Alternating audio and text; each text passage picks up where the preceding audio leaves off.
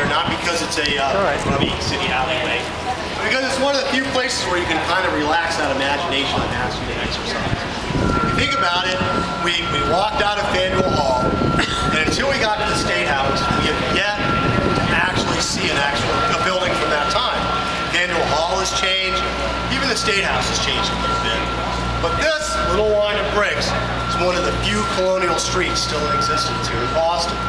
This is the exact width. Exactly. Very common street. So if you can shorten the buildings and match everything, it's about how far apart houses will fit, a foot door there and there. You get a good idea.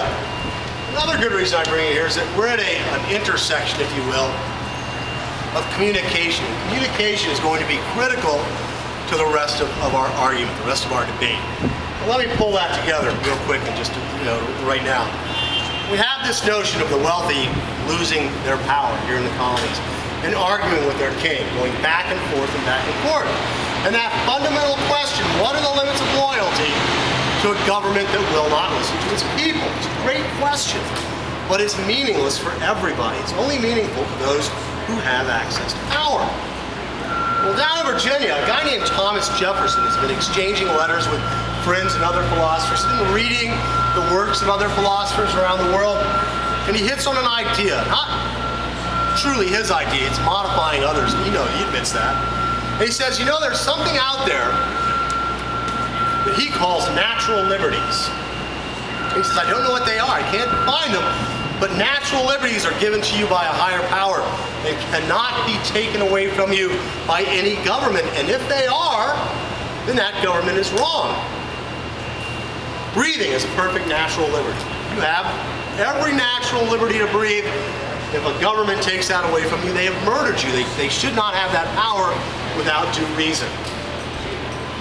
Now this is almost the mirror image of what John Adams would argue. John Adams looks to the law for every answer. But Jefferson is saying to even to Adams, what you're talking about are civil liberties. Those are guaranteed by the law, but he says the problem with that is the law is created by the powerful.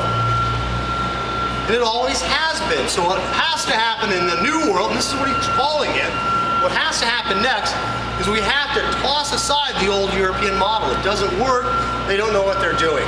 It's based off of power. We have to create a new model. And in this new model, the new government, or whatever it happens to be, has to, with the permission of the people, identify what we mean by universal liberties.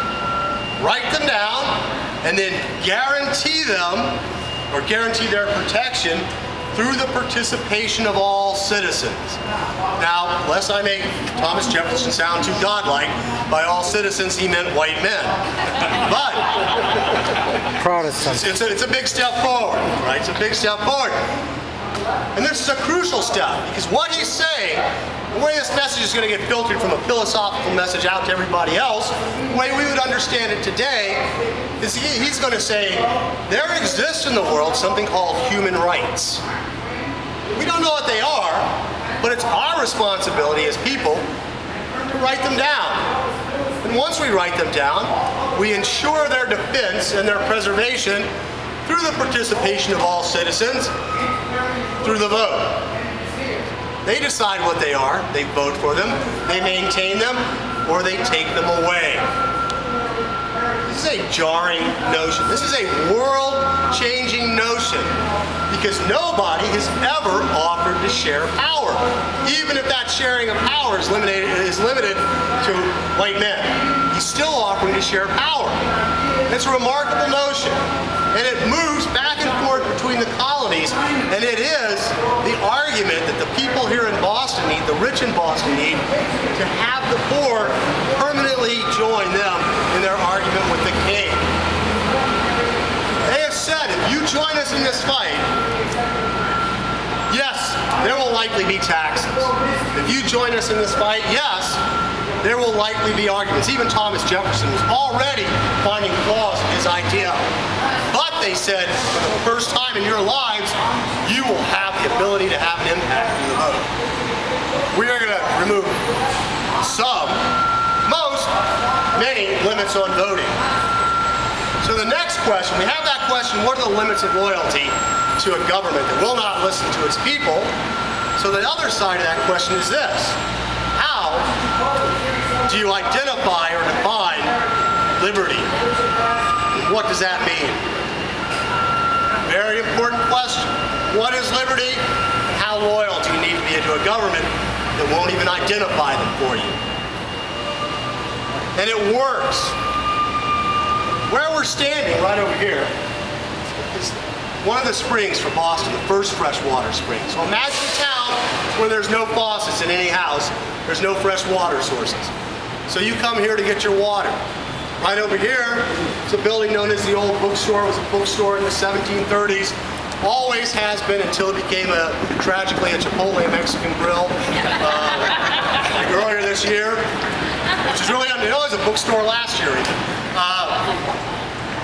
But if you think about it, it's almost like a teeter-totter. You've got wealthy people who can afford to buy books and discuss these lofty issues like liberty and tyranny over there, and you have poor people who carry barrels down to get water into their homes every day.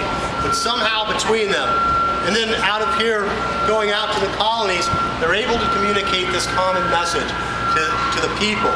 That if you participate in our argument, not the king is harming you, because the king isn't anymore, but if you participate in our argument, you will join us in creating a new way of doing things, a new government. It's too exciting for the mob to pass up.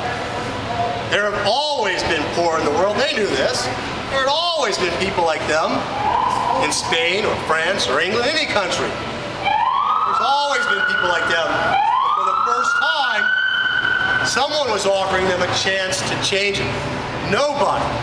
So you guys don't misunderstand me. Not Thomas Jefferson, not Hancock, not the Adamses. Nobody is talking about equality. They would have laughed at you if you had said equality. They're not talking about equal rights. That statement would have been meaningful. What do you mean equal? Everybody has. Of course they have equal rights. What they are talking about is equal access to power so you can define those rights. That's it. You get enough power, you can define a new right. You can do that. And me, John Hancock, rich, handsome guy in Boston, I'm going to use my power to define rights as I see them. And together, we have to come to a consensus. Otherwise, we'll kill each other. It's a great plan. And they buy it. It is, in my mind, the greatest political trick in world history. No one has done better, ever. Not even since then, other than the definition part. And we're going to find out how they're able to take a lofty idea, translate it to the poor, get them to buy into this argument with the king, and translate that into action. And our next stop, and that's the Old South Meeting House. It's only about a couple hundred feet away, so we're going to head over there and finish up over there.